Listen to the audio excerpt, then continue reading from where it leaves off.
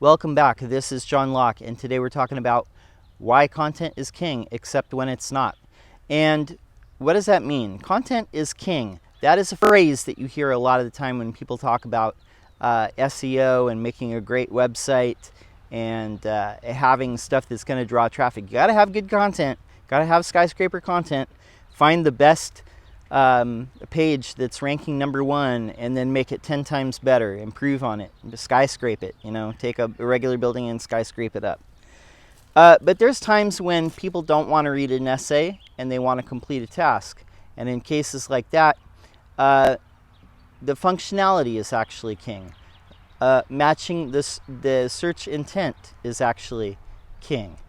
And let me explain what that means. Now, if you are searching for a local auto body shop or a local HVAC repair or something like that, then what you'll notice is a lot of times what ranks high is a list like Yelp or a Home Advisor or something like that, where it's a list of service providers.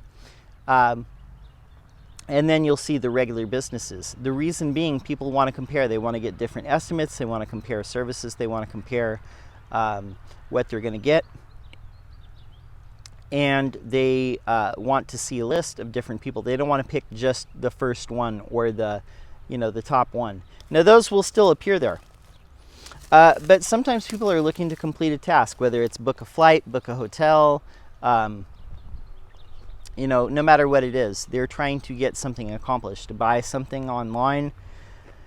And sometimes people are trying to look for a tool that will help them get what they need.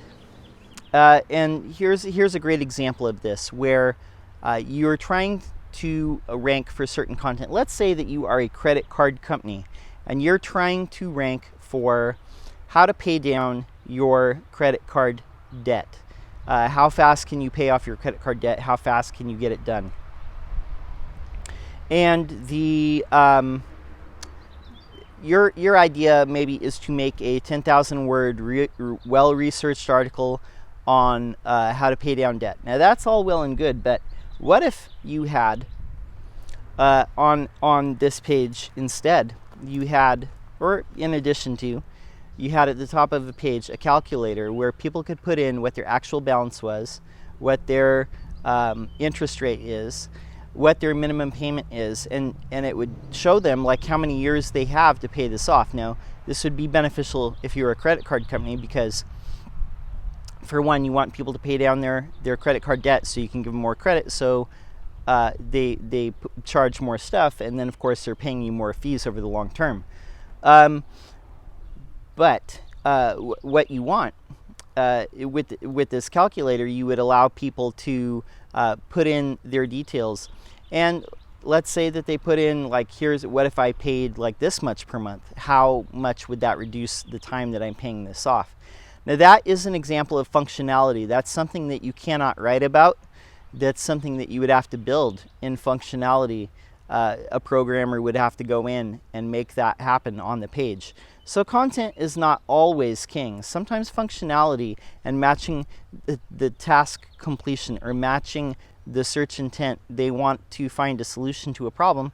And the only way to do that is, sometimes it's not just to read stuff. Oh yeah, if you want to put that 10,000 word article underneath that calculator on the page, that would be great. I'll give you another example. Now, something that I do a lot of time when I'm building websites is look up the color codes, like the hex codes, and sometimes I want to convert those into RGB, red, green, blue values, or vice versa. And there's several tools out there where people have programmed this into a page where you can type in either the hex code, or you can type in the RGB code, or maybe it's the hue, saturation, light code, and it will give you the equivalent of these other color codes. And that is something that cannot be written about necessarily, but the functionality has to be there. So it would be like trying to rank for, in another example, last example, if you're trying to rank for, some sort of e-commerce term, you have to have the e-commerce functionality in place. You can't simply just write about it. You have to have the functionality in place.